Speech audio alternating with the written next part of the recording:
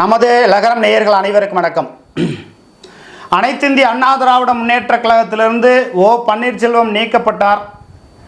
அதற்கு முன்பாக அம்மையார் சசிகலா அவர்களை ஓ பன்னீர்செல்வமும் எடப்பாடி பழனிசாமியும் இருவரும் இணைந்து தான் நீக்கினார்கள். இப்போ சின்னம்மாவை நாங்கள் உள்ள எண்ணத்து அரசியல் செய்கிறோம் என்று சொல்லுகிற இந்த ஓ பன்னீர்செல்வம் கையொப்பமிட்டு தான் அம்மையார் சசிகலாவை கட்சியிலிருந்து நீக்கினாங்க. ஓ பன்னீர்செல்வத்திற்கு எந்த வகையிலும் ஒரு மனசாட்சியே இல்லை என்கிற, அதாவது இவர் துணை முதல்வராக ஏற்றுக்கிட்டாங்க, சம்பாதிக்கிற துறையை கொடுத்துட்டாங்க, அத்தோடு இவர் கட்சியில் அப்படியே பயணித்து கொண்டிருந்தா இந்த அளவுக்கு பிரச்சனையே வந்திருக்காது. திராவிட முன்னேற்ற கழக ஆட்சியில் நடக்கக்கூடிய ஊழல் முறைகேடுகளை சுட்டி காட்டுகிற இடத்துல ஒரு எதிர்க்கட்சி இல்லாமல் இருப்பது இந்த நாட்டிற்கு மிகப்பெரிய வேதனை. அந்த வேதனை எங்கிருந்து புறப்படுகிறது? ஓ பன்னீர்செல்வம் என்ற ஒரு நபரால் புறப்படுகிறது. எடப்பாடி பழனிசாமியை கட்டாயப்படுத்தியது யார்? அம்மையார் சசிகலாவை கட்சியை விட்டு நீக்கினால்தான் என் 11 சட்டமன்ற உறுப்பினர்களை உங்களுக்கு ஆதரவாக நான் கொடுப்பேன் என்று கட்டாயப்படுத்தியது யார்? அம்மையார் ஜெயலலிதா அவர்களுடைய இறப்பிலே மர்மம் இருக்கிறது என்று வழக்கு போட சொன்னது ஓ பன்னீர்செல்வம். அப்ப எல்லாவற்றுக்கும் காரணமாக இருந்துவிட்டு சின்னம்மா என்று இன்றைக்கு கதைக்கிறார். கொஞ்சம் வியப்பாக இருக்கிறது. இவருடைய நடிப்பு வெட்ட வெளிச்சத்திற்கு வந்துவிட்டது. இவர் நம்ம குறைத்து மதிப்பிடலை, இருந்தாலும் கூட இந்த ஓ பன்னீர்செல்வம் ஜனவரி 6 கோயம்புத்தூரில் மாநாடு. இந்த மாநாட்டுக்கு அம்மையார் சசிகலா அவர்கள் வருவார்கள், டிடிவி தினகரன் வருவார்கள், எல்லோரும் இணைவார்கள் என்று சொல்லப்படுகிறது. அது சாத்தியம் இல்லையா என்றால் கண்டிப்பாக சாத்தியமில்லை. ஓ பன்னீர்செல்வத்தை நம்பி யார் வருவார்கள்? இவரை நம்பி இருக்க மாட்டார். குருமூர்த்தியை நம்பி தான் இவர் இருப்பார். கொஞ்சம் பொறுத்திருந்தாரே ஆனால் கண்டிப்பாக அம்மையார் சசிகலா சிறை சென்று இருக்க வேண்டிய நிலைமை அது உறுதியாகிவிட்டது. அது பாஜக எடுத்த முடிவு, நீதிமன்றம் எடுத்த முடிவு என்பதை தாண்டி பாஜக திட்டமிட்டது. முதல்வர் பதவியை ஏற்றுக்கொள்ள வேண்டும், அதை அங்கீகரிக்க வேண்டும் என்கிறது ஆளுநர் இந்தியா முழுக்க சுற்றி வந்து கொண்டிருக்கிறார் சென்னை வராமல். அவர் திட்டமிட்டு நடத்தப்பட்ட சதி என்றுதான் சொல்லப்படுகிறது. இருந்தாலும் அந்த நிலைகளை எல்லாம் பாரதிய ஜனதா கட்சி உணர்ந்து அம்மையார் சசிகலா தான் இந்த கட்சிக்கு தலைமை வகிக்க சரியானவர் என்று பாஜக முடிவெடுத்து அண்ணாமலை போய் அம்மையார் சசிகலாவை மறைமுகமாக சந்தித்திருப்பதாகவும், இல்லை அப்படிலாம் சந்திக்கல, வாட்ஸ்அப் காலில் பேசியிருக்காங்கன்னு 2 விதமாக சொல்லப்படுகிறது. 2 விதமான கருத்துக்களை நம்ம சொல்கிறோம், அவ்வளவுதான். ஆனாலும் கூட ஓ பன்னீர்செல்வம் கோயம்புத்தூர் மாநாட்டில் இவர் தனி கட்சி தொடங்க போறாரா, தனி இயக்கம் தொடங்க போறாரா, எந்த சின்னத்தில் போட்டி போட போறார்? எல்லாத்துக்கும் ஒரே குழப்பமா இருக்கு. எப்படி இது நடக்கும்? ரவீந்திரநாத்தை தேனி தொகுதியில் போட்டியிட முடியாத நிலைமைக்கு டிடிவி தினகரன் கொண்டு வந்து விட்டு அங்கே போய் தேனியில் போய் எல்லா வேலையும் பார்த்துட்டு இருக்கார். அதாவது டிடிவி தினகரன் ஒரு நட்சத்திர பேச்சாளர்னு சொல்கிறீங்க, நட்சத்திர தலைவர்னு சொல்கிறீங்க, அம்மையார் ஜெயலலிதா அம்மையார் சசிகலா அவர்களால் காட்டப்பட்ட அரசியல்வாதின்னு சொல்கிறீங்க, 50,000 கோடிக்கு மேலே சொத்து இருக்குன்னு சொல்கிறீங்க. ஏன் இவர் போய் கோயம்புத்தூர் தொகுதியில் போட்டியிடலாமே, சேலம் தொகுதியில் போட்டியிடலாமே? நிற்கணுமாங்க. நீங்கள் தேனி தொகுதியில் நின்னாலும் நீங்கள் வெற்றி பெறுவதற்கான வாய்ப்புகள் கொஞ்சம் குறைவு. நீங்கள் போய் சேலம் தொகுதியில் நின்று எடப்பாடி பழனிசாமியோட அரசியலை வீழ்த்தணும்னா அந்த வேலையை பார்த்துருக்கணுமே, ஏன் பார்க்கல? அப்போ ரவீந்திரநாத் ஓபிஎஸோட மகன் என்று தெரிந்தும், அவர் அந்த தொகுதி என்று தெரிந்தும் திட்டமிட்டு நாம் இந்த தொகுதியில் ஜெயிச்சு ஓபிஎஸ் அரசியலை ஓரங்கட்டணும்னு நினச்சி டிடிவி களத்தில் இறங்குறாராங்கிறது நமக்கு தெரியல. ஆனாலும் கூட ஓ பன்னீர்செல்வம் கோயம்புத்தூர் மாநாட்டில் அம்மையார் சசிகலாவுக்கு ஆதரவாக சின்னம்மான்னு தான் பேச போகிறாரு. ஒரு விஷயத்தை நல்லா நீங்கள் தெரிஞ்சுக்குங்க. இந்த மறவர் சமுதாயத்தை சேர்ந்த உங்களுக்கு ஒரு கருத்தை நான் சொல்கிறேன். ஓ பன்னீர்செல்வம் ஒருபோதும் தலைமையில் இருந்து ஒரு கட்சியை நடத்துவதற்குண்டான வாய்ப்புகளே கிடையாது. அந்த திறமை ஓ பன்னீர்செல்வத்துக்கு கிடையாது. எப்பொழுதுமே கையை காட்டி நீங்கள் முதலமைச்சராங்கன்னா போய் சேரில் உட்காருவார், மறுபடியும் பதவியை கொடுங்கன்னா கொடுப்பாரு. ஆனால் அம்மையார் ஜெயலலிதா அவர்கள் கேட்கும்போது கொடுத்தவர், அம்மையார் சசிகலா கேட்கும்போது கொடுக்க மறுத்திருக்கிறார். அதற்கான காரணம் துரைமுருகனை பார்த்து நீங்கள் சிரிச்சிங்க, அந்த மாதிரிலாம் சொல்லி பல்வேறு கூத்துகள் நடந்திருக்கிறது. உதயகுமார் போய் அங்கே சின்னம்மாட்ட போய் சின்னம்மா அவர் நமக்கு சரிப்பட்டு வர மாட்டார்னு சொல்லிட்டு இப்போ எடப்பாடிக்கு சிஞ்சாம் போட்டுக்கிட்டு இருக்கார் உதயகுமார். செல்லூர் ராஜன் அப்படி தான், ராஜன் செல்லப்பா அம்மையார் சசிகலா வச்சு பதவி வாங்கினவர் அம்மையார் சசிகலாவை கேவலமாக திட்டார். இப்போ துரோகங்கள் தொடர்ந்து எல்லா துரோகங்களையும் சந்தித்து வந்திருக்கிற அம்மையார் சசிகலா அவர்களுக்கு ஓ பன்னீர்செல்வம் விசுவாசத்தை காட்டுகிறார், சின்னம்மா என்கிறார். ஆனால் எப்படி பார்த்தாலும் ஓ பன்னீர்செல்வத்தினுடைய தலைமையில் பாஜக என்ன பண்ணுது, அதிமுக கொண்டு வரணும்னு நினைக்குது. அப்படி ஒருபோதும் அவர் தலைமையில் பண்ணவே முடியாது. மறுபடியும் கட்சியை திமுகடையும் அதிமுக பாஜகடையும் வித்துப்படுவாருங்கிறதா ஒரு திறமையான தில்லான அரசியல் பண்ண முடியாது. பாஜக நல்லது செய்யணும்னு நினச்சிங்கன்னா அம்மையார் சசிகலாவை பொதுச் செயலராக அமர்த்தி ஓ பன்னீர்செல்வத்தை பொருளாளர் அமைத்து கொண்டு வருகிற பொழுது தான் அந்த கட்சி ஒரு ஒழுங்குமுறைக்கு வரும். இப்போ கொடநாடு கொலை கொள்ளை சம்பவங்கள் நடத்தாமல் மட்டும் எடப்பாடி பழனிசாமி இருந்திருக்கும் பட்சத்தில் நிச்சயமாக எடப்பாடி பழனிசாமியை எந்த விதத்திலையும் நம்ம வந்து குறை சொல்லிடவே முடியாது. குறை ஏன் சொல்கிறோம்னா, எடப்பாடி பழனிசாமி வந்து நேரடியாக அம்மையார் சசிகலாவை கட்சியை விட்டு நீக்கவில்லை. ஒரு விஷயத்தை நன்றாக தெரிந்து கொள்ளுங்கள். அம்மையார் சசிகலா அவர்களை எடப்பாடி பழனிசாமி ஒரு காலமும் நேரடியாக கட்சியை விட்டு நீக்க வேண்டும் என்று அவர் மனதளவில் நினைத்ததே கிடையாது. அதற்கான முழு காரணம் ஓ பன்னீர்செல்வம் தான் காரணம். அவர் தான் கட்சியை விட்டு நீக்கி இருக்கிறார், நீக்கியதற்கு கட்டாயப்படுத்தி இருக்கிறார். அந்த வகையில் பார்க்கும்போது ஓ பன்னீர்செல்வம் தான் முதல் துரோகத்தை செய்திருக்கிறார். இரண்டாவது துரோகம் தான் எடப்பாடி பழனிசாமி. எடப்பாடி பழனிசாமி மட்டும் இந்த கொடநாடு கொலை கொள்ளை சம்பந்தப்பட்ட விஷயங்களில் யாரோ அவருக்கு தவறான தகவலை கொடுத்திருக்கிறார்கள். என்ன காரணம்னா, அம்மையார் சசிகலா வந்து ஜெயிலேருந்து வந்தாங்கன்னா அந்த கொடநாடு சம்பந்தப்பட்ட அந்த டாக்குமெண்ட் எல்லாம் அவங்க கண்ட்ரோலில் எடுத்துக்குவாங்க. எடுத்தாங்கன்னா சொத்து பட்டியலெல்லாம் பிடுங்கிடுவாங்களோ ஒரு அச்சத்தில் பண்ணியிருக்காங்க. அன்றைக்கு ஆட்சி அதிகாரத்தில் துணை முதல்வராக இருந்த ஓ பன்னீர்செல்வம் அன்றைய காலகட்டத்தில் இப்படி நடந்து 2017 ஏப்ரல் மாதம் தானே நடந்துச்சு அந்த சம்பவம். அப்போ என்ன பண்ணியிருக்கணும், ஓ பன்னீர்செல்வம், அம்மாவின் குடியிருந்த கோவிலிலே கொள்ளையடித்திருக்கிறாய் எடப்பாடி பழனிசாமி, நீ ஒரு அரசியல்வாதியா? 11 சட்டமன்ற உறுப்பினர்களை உனக்கு ஆதரவாக கொடுத்தனே, அம்மையார் சசிகலா அவர்களை கட்சியை நீக்க சொல்லி நான் வந்து கட்டாயப்படுத்தினேனே, இவ்வளோ பெரிய விஷயங்கள் எல்லாம் நான் செய்திருக்கிறேன். ஏன்னா என் இனம் சார்ந்த முக்குளத்தூர் இனம் சார்ந்தவரையே கட்சியை விட்டு தூக்க நான் வந்து உங்களிடத்தில் கட்டாயப்படுத்தி இருக்கிறேன்.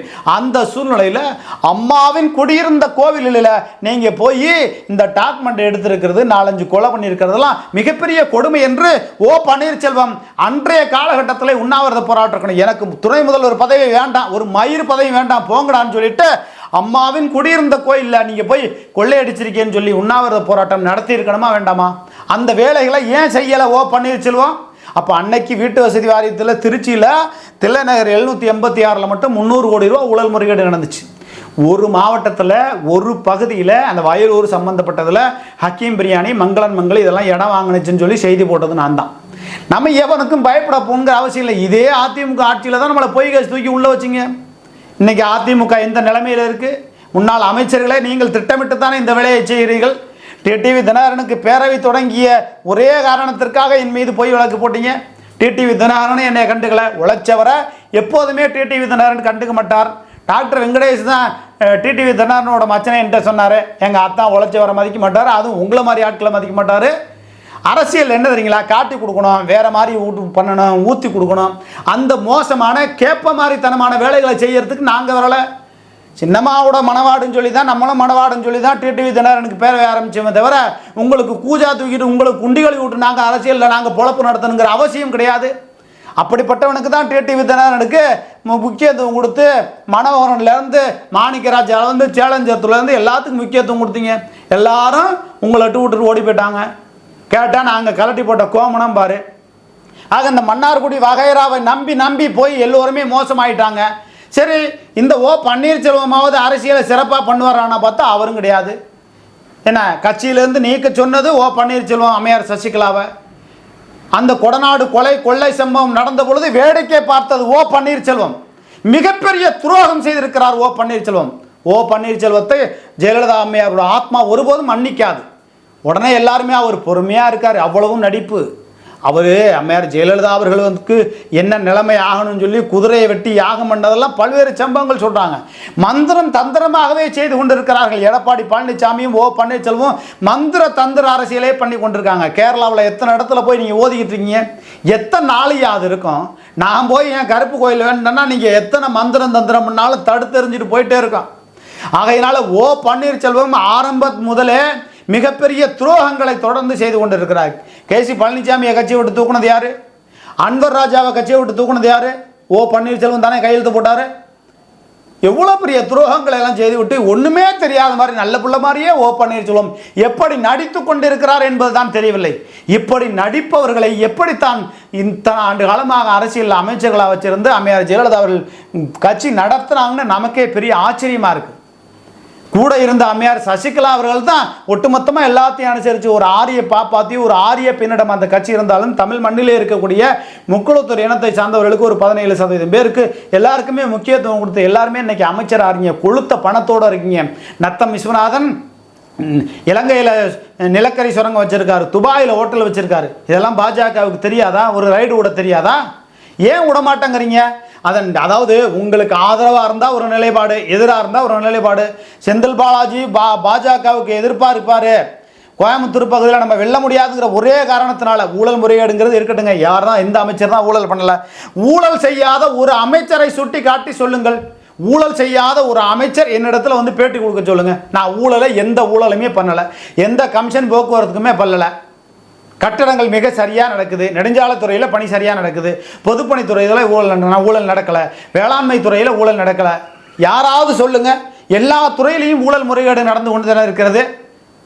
திருச்சியில் வேளாண்மை துறையில் இணை இயக்குனர் முருகேசன் 500 கோடி ரூபா ஊழல் முறைகேடு செஞ்சுட்டு 5 கோடி ரூபா வேளாண்மை துறை MRK பன்னீர்செல்வத்தில் பணம் கொடுத்துட்டு, சங்கரலிங்கம் கூடுதல் இயக்குனர் 1 கோடி ரூபா பணம் கொடுத்துட்டு, பாலகணபதி கோகுலுக்கிட்ட 50 லட்சம் பணம் கொடுத்துட்டு மொத்தம் 5 கோடி ரூபா பணம் கொடுத்துட்டு கூடுதல் இயக்குனர் போறார். ஒரு வேளாண்மை துறை இணை இயக்குனர் இந்த அளவுக்கு ஊழல் முறைகேடு.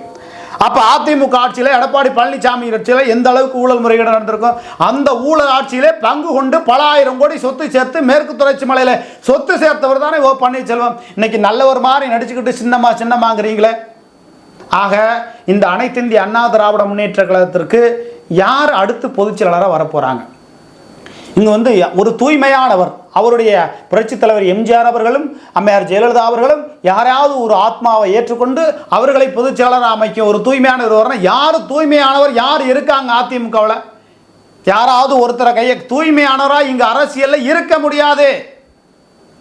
எம்எல்ஏவோட உதவியாளர் 4 நாள் பார்ப்போம், 5ஆவது நாள் இந்த எம்எல்ஏ இந்த இடத்துக்கு போகிறாரு, சின்ன வீட்டுக்கு போகிறாரு, பெரிய வீட்டுக்கு போகிறாரு. அமைச்சரோட உதவியாளர் பார்ப்பார், எனக்கு எதுவுமே பணம் கொடுக்க மாட்டாரு, கட்டையும் கொடுக்க மாட்டேங்கிறாரு, நம்மளையும் சம்பாதிக்க விட மாட்டேங்கிறாரு. இந்த அமைச்சர் வந்து இந்த நடிகை வீட்டுக்கு போகிறாரு, இந்த தன்னை சின்ன வீடு வச்சிருக்காருன்னு சொல்லி வெளியில் வாட்ஸ்அப்பில் தட்டி விட்டுட்டு போயிட்டே இருப்பான். அப்போ இங்கு நேர்மையாக நீங்களும் இருக்க முடியாது, இருக்கவும் விடமாட்டார்கள். அப்படியான ஒரு அரசியல் நிலையில் அப்போ யார் அடுத்து அனைத்து இந்திய அண்ணா திராவிட முன்னேற்ற கழகத்தினுடைய பொதுச்செயலாளர்? உண்மையாகவே இந்த கட்சி ஒரு ஆளுமையாக கொண்டு போகணும்னா அது எடப்பாடி பழனிசாமியால் முடிந்தது. ஆனால் கொடநாடு கொலை கொள்ளை போன்ற சம்பவங்களை அவர் மட்டும் நடத்தாமல் இருந்திருந்தால், அம்மையார் சசிகலா அவர்களை எடுத்து சின்னம்மா நீங்கள் வந்து அவைத்தலைவராக இருந்துருங்க, நான் கூட பொதுச்செயலாளராக இருந்துக்கிறேன், ஏன்னா நீங்கள் பொதுச்செயலாளராக இருங்க, என்னை முதலமைச்சராக நீங்கள் வந்து அறிவிச்சிருங்க 2024 முதலமைச்சர் வேட்பாளர்னு. அது வந்து கெஜெட்டில் கிடையாது, இருந்தாலும் அப்படி ஒரு நிலைப்பாடை பண்ணுங்கன்னு சொல்லி அனுசரித்து போயிருந்தா எடப்பாடி பழனிசாமி, நாம் செய்தி வெளியிட்டோம் பார்த்தீங்களா, எடப்பாடி பழனிசாமி சிம்மாசனம், ஓ பன்னீர்செல்வம் வனவாசம்னு செய்தி போட்டோம்ல, அதை உறுதிப்படுத்துகிற வகையில் எடப்பாடி பழனிசாமி நல்ல அரசியல்வாதியாக இருந்திருப்பார். ஆனால் யாரோ தவறாக ஐடியா கொடுத்து, நீங்கள் ஐடியா கொடுத்ததெல்லாம் பிரச்சனை இல்லை, கொடநாட்டில் போய் ஆவணங்களை எடுத்ததெல்லாம் பிரச்சனை இல்லை, கொலை பண்ணீங்க பாருங்கள்.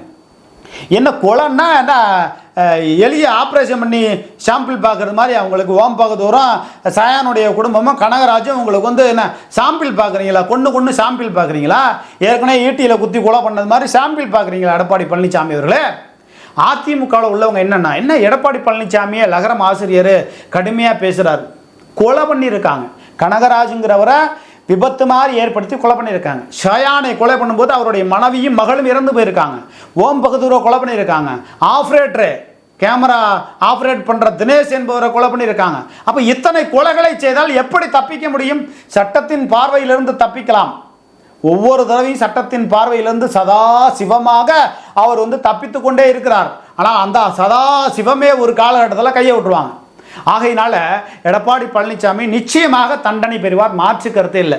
ஊழல் முறைகேடுங்கிறது அரசியலில் இன்னைக்கு சகஜமாக நடக்கக்கூடிய ஒன்று. இங்கே நேர்மையாக அரசியல் செய்யக்கூடியவர்கள் எவருமே இல்லை.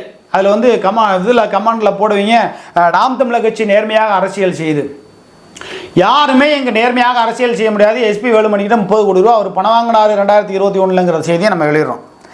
ஒவ்வொரு காலகட்டத்திலையும் அரசியல்வாதிகள் பண தேவைகளுக்கு அந்தந்த கட்சிகளில் பணம் வாங்கிக்கிறாங்க, அது இயல்பாக நடக்கக்கூடிய விஷயம். ஆனால் ஓ பன்னீர்செல்வம் அவர்கள் கொடநாடு கொலை சம்பந்தப்பட்ட விஷயங்கள் அன்றைக்கு நடந்த காலகட்டத்திலேயே அவர் என்ன பண்ணியிருக்கணும்? உண்ணாவிரத போராட்டம், சாகும் வரை உண்ணாவிரத போராட்டம் நடந்த அம்மாவின் கோயிலில் போய் நீ வந்து இந்த அளவுக்கு கொலை பண்ணியிருக்கிய, 4-5 கொலை பண்ணியிருக்கிய, 20 பேர்த்த களத்தில் இறக்கி விட்டு டாக்குமெண்ட் எடுத்திருக்கிய அப்படின்னு சொல்லி ஊழல் செய்தார் என்பதை தாண்டி இந்த கொடநாடு சம்பந்தப்பட்டவைகளில் ஓ பன்னீர்செல்வம் போராட்டம் ஆர்ப்பாட்டம்னு களத்தில் இறங்கி துணை முதல்வர் தூக்கி எறிஞ்சிட்டு வந்திருந்தா ஓ பன்னீர்செல்வம் ஒரு யோக்கியமான அரசியல்வாதி. அம்மையார் ஜெயலலிதா அவர்களுடைய ஆத்மாவும் புரட்சித் தலைவர் எம்ஜிஆர் அவருடைய ஆத்மாவும் எம்ஜிஆரை ஏற்றுக்கொள்ளும் ஒரு நல்ல தலைவர் என்று நாமும் சொல்வோம். அப்படி அவர் செய்யலையே.